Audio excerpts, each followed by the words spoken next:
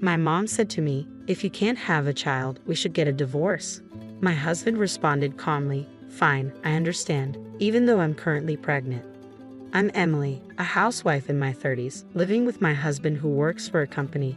We first crossed paths while I was employed at a food-related company. Our conversations about business dealings were always pleasant, and I was charmed by his occasional smile. I mustered the courage to ask him out, but he turned me down, saying, "Sorry, I'm flattered, but I have a girlfriend." A month later, he approached me with a change of heart. I broke up with her. "Will you go out with me?" It turns out he had started noticing me after my confession. His ex-girlfriend, sensing something was amiss, had asked, "Did you fall for someone else?" When he agreed with her suggestion to break up, they ended their relationship. I felt a pang of guilt for being the catalyst for their split, but he reassured me with a warm smile, saying, "It wouldn't have lasted long anyway. Don't worry about it." His comfort eased my worries, and after 3 years of dating, we got married. When we decided to get married, he said, "I'd like us to have children after we're married. Would you be willing to stay home and support me and our future kids?" At that time, I was working at a demanding job and was eager for a change, so I agreed to become a stay-at-home wife. I was determined to support my husband and embrace this new role. The transition from a working woman to a housewife was challenging, but it was worth it for the joy of our newlywed life. Every day felt blissful, and the absence of any issues with my mother-in-law was a significant relief. Her house was only a 10-minute walk from our apartment. I initially worried about frequent visits and potential intrusiveness, but my fears proved unfounded. My in-laws were incredibly kind and supportive. Whenever I had a question, they made the effort to visit our home and explain things thoroughly. Despite our difficulties in starting a family, they were always understanding. My mother-in-law even told me, "You're more precious to me than a grandchild. I've always wished for a daughter since our family only had men. Please let me continue to cherish you like my own daughter." I adored my mother-in-law and trusted my quiet but dependable father-in-law. However, this harmonious relationship only lasted through the first few years. Over time, my once kind in-laws underwent a noticeable shift. My father-in-law became increasingly reserved, while my mother-in-law's demeanor changed drastically. Perhaps it was her true nature all along. Her attitude towards me went from being exceptionally warm to overtly cold. She has become quite harsh, frequently visiting our home, especially when my husband isn't around, and constantly nagging me about when we'll finally have a child. "It's your duty as a wife," she insists. This contrasts sharply with her previous attitude, where she once told me, "Children are gifts from heaven. They'll come in their own time, so don't rush." Now, she compares me to other families, adding pressure with remarks like, "The lady next door just had a baby, and the one next to her is expecting. What about you?" Despite her persistent pressure, it's been fruitless without my husband's involvement. He initially wanted children, but a year into our marriage, he lost interest.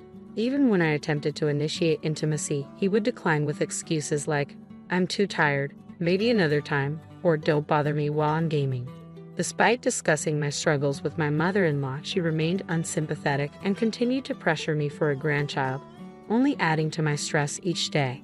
Overwhelmed by her demands, I confided in my husband about the increasing pressure to have a child. He agreed to try for a baby with me, saying, "I don't think we need to rush." Despite our efforts, I didn't become pregnant. My mother-in-law continued to blame me, insisting, "It's because you're not trying hard enough."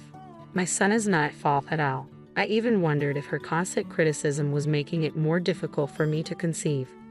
Unable to handle the mounting pressure, we decided to seek fertility treatment. I hoped this would finally ease my worries, but another issue emerged: my husband's behavior.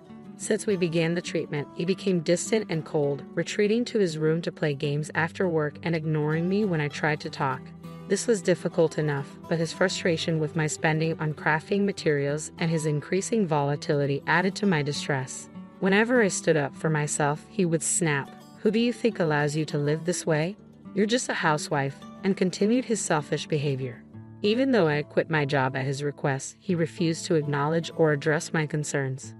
One day, I came home to find him playing games during his usual work hours. I asked, "Aren't you going to work?" He simply replied, "I quit."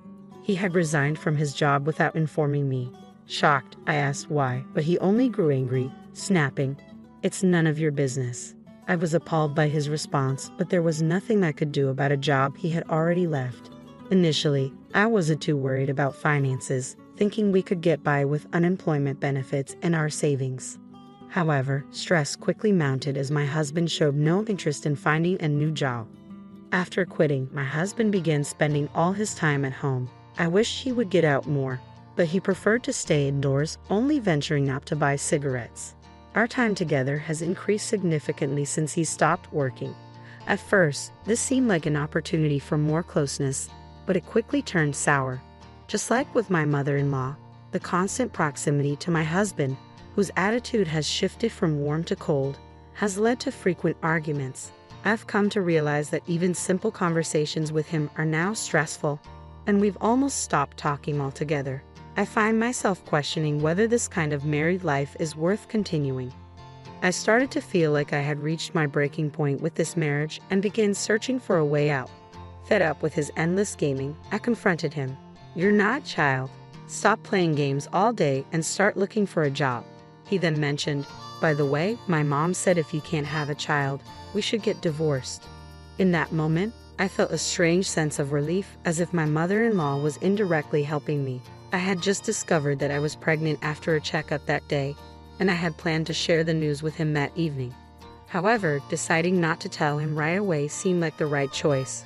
It allowed me to distance myself from both my mother-in-law and my husband. I handed him the divorce papers, which I had pre-filled and kept in a drawer. "Okay, I understand. Here are the divorce papers," I said.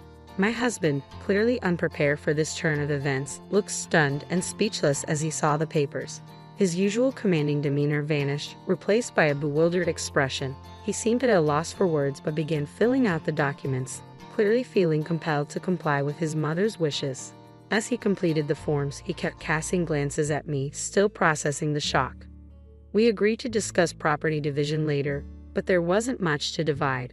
Our assets were minimal, largely because my husband had a tendency to spend extravagantly on his hobbies. While he criticized my spending, he was far more reckless with his own money, frequently splurging on gaming and amusement arcades. He had always been bad with saving money, both before and after our marriage, so we had no significant assets to divide. When it became clear that there was no real property to split, I thought our discussion was finished. However, my husband insisted otherwise. He pointed to a bank statement and said, "Don't we still have our savings?" The statement showed a substantial amount of savings, which he suggested we divide. I explained, "This money is from before our marriage, so it isn't part of the property division." His face went pale, but he countered, "Fine, but this apartment should be included in the division, right? I lived here too."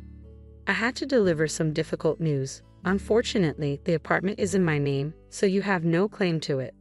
Additionally, I've already listed it for sale, so you'll need to move out soon. Please make arrangements to leave. It would be inconvenient for you to stay here," I said with a calm smile. I had been saving for a future home, anticipating that this apartment might eventually be too small. Saving money had always been a hobby of mine, and I had accumulated substantial savings before our marriage. Even as a regular employee, I was able to purchase the apartment with those savings. So I did have some assets. With the proceeds from the sale, I planned to build a new house in the city center.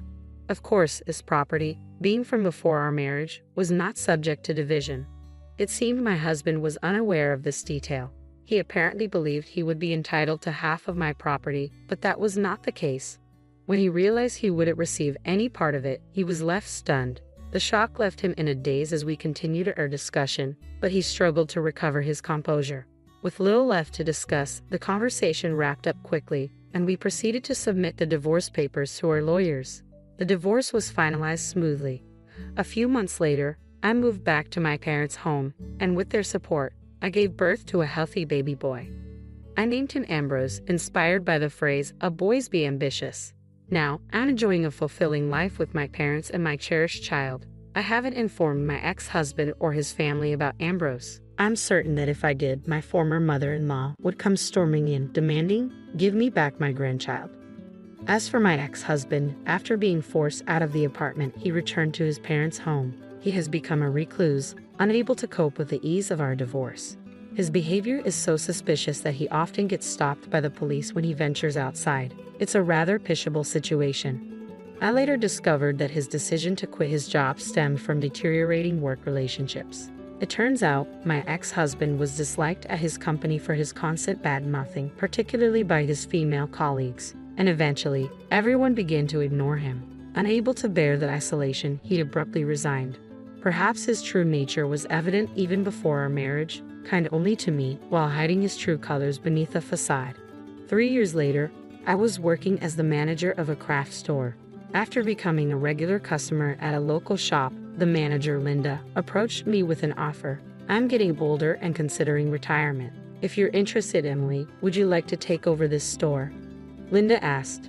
At that time, my parents were actively helping with childcare, and I was looking for a new job. If I turned down the offer, the store would close, which would inconvenience many loyal customers. Weighing these factors, I decided to accept and take over the store. While attending to a regular customer today, I was surprised by an unexpected visit from my former mother-in-law and ex-husband. Wow, this is a lovely shop, my ex-husband remarked. Yeah, Mom, look at this fabric. It would look great on you, he added. Annoyed by their obvious flattery, I asked, what are you doing here? My former mother-in-law then demanded, give me back my grandson. It seemed she had somehow learned about my child's birth and wanted him as the heir to their family. You were already pregnant when I asked for the divorce. Why didn't you tell me? If I had known, I wouldn't have gone through with it, my ex-husband accused. That's exactly why I wanted a divorce. If you had known about the pregnancy, you would have done everything you could to prevent it. I shot back, glaring at him and my former mother-in-law.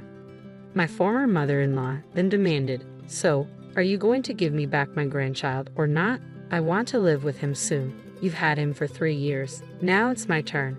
Her entitlement was staggering. As I stood there, incredulous, my parents and Ambrose arrived, having been alerted by a regular customer. What's going on? Is there a problem? They asked, clearly concerned and ready to assist. Seeing Ambrose holding hands with my parents, my former mother-in-law tried to approach him, saying, oh, he's so cute. Just like my son when he was young. Look, I'm your grandma. I attempted to intervene, but it wasn't necessary. Ambrose, clinging to my mother, said firmly, this is my only grandma. Can you please leave now? My mother nodded and asked the former mother-in-law to leave, but she insisted, just give me the child. Meanwhile, my ex-husband, eager to forcibly take Ambrose from my parents, advanced. I moved in front of Ambrose to protect him, but being much smaller, I was easily pushed aside. Ambrose, be careful, I shouted. My ex-husband was just inches away from grabbing Ambrose when suddenly his body was lifted off the ground. Looking up, I saw my father, who had executed a precise shoulder throw. Unbeknownst to my ex-husband, my father was a police officer with advanced judo skills. Stunned and in pain, my ex-husband looked up at my father with a mixture of fear and disbelief. If you continue to harass my child or grandchild, I will take further action, my father warned, displaying his police badge. Seeing this, my former mother-in-law, now pale and shaken, quickly pulled my ex-husband away, and they fled. I don't know what happened to them after that, and honestly, I have no desire to find out. Several years later, inspired by my father, Ambrose set his sights on becoming a police officer. I want to be a police officer when I grow up so I can protect Mom too, he said with determination. He has been working hard in his studies to achieve this goal, and is now undefeated in judo among his peers, thanks to my father's training. I'm excited to see my son grow